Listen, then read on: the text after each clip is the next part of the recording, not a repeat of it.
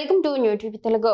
కేంద్రంలో అధికారంలో ఉన్న బీజేపీపై ఆంధ్రప్రదేశ్ కాంగ్రెస్ కమిటీ అధ్యక్షురాలు వైఎస్ షర్మిల తీవ్ర స్థాయిలో విరుచుకుపడ్డారు.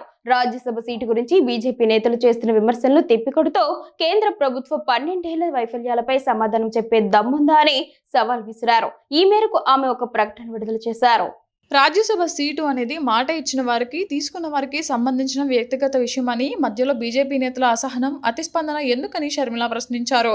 తాము ప్రజా సమస్యలపై, ప్రభుత్వ వైఫల్యాలపై నిలదీస్తుంటే సమాధానం చెప్పలేక అర్థం పర్థం లేని అంశాలను తెరపైకి తెచ్చి బీజేపీ తన సంస్కారాన్ని బయటపెట్టుకుంటోందని విమర్శించారు.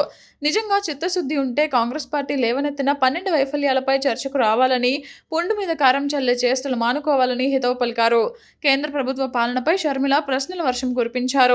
రైళ్లు, రహదారులు అని గొప్పలు చెప్పడం కాదు, నిత్యావసరాల ధరలు 300% ఎందుకు పెరిగాయో చెప్పాలి. అతిపెద్ద స్టార్టప్ దేశమని చెప్పుకోవడం కాదు, ఏటా 2 కోట్ల ఉద్యోగాలు ఎందుకు ఇవ్వలేకపోయారో సమాధానం చెప్పాలి. డీబీటీల గురించి కాదు, దేశవ్యాప్తంగా 28 సార్లు జరిగిన పేపర్ లీకుల గురించి మాట్లాడాలి.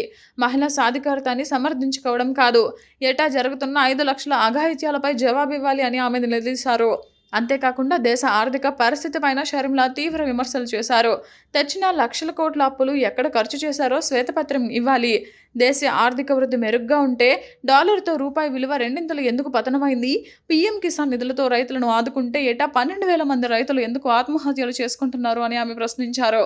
విభజన రాజకీయాల గురించి బీజేపీ మాట్లాడడం దెయ్యాలు వేదాలు వల్లించినట్లు ఉందని షర్మిల ఎద్దేవా చేశారు. మతాల మధ్య చిచ్చుపెట్టి ఓటు బ్యాంకు రాజకీయాలు చేసేది ఎవరో దేశ ప్రజలందరికీ తెలుసన్నారు. ఎన్నికల కమిషన్ వంటి రాజ్యాంగ సంస్థలను కీలుబొమ్మలుగా మార్చుకొని ఓట్లు, సీట్ల చోరీకి పాల్పడుతున్నంత కాలం బీజేపీకి ప్రజాభిమానం లభించదని, వారికి దక్కేవి దొంగ సర్టిఫికెట్లు మాత్రమేనని ఆమె తీవ్ర వ్యాఖ్యలు చేశారు. రాష్ట్ర అభివృద్ధికి కాంగ్రెస్ అంకితభావంతో ఉందని, ప్రజా ఉద్యమ గొంతుక తమదేనని షర్మిల స్పష్టం చేశారు.